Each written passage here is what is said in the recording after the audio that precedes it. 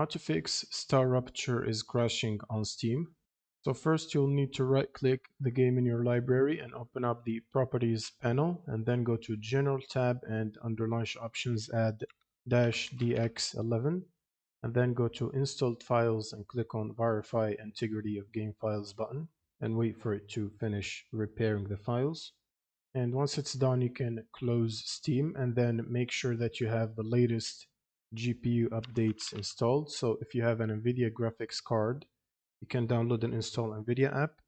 And from here, you can check for the latest updates by going to drivers and then selecting Game Ready driver and check for the latest updates and make sure to download and install them.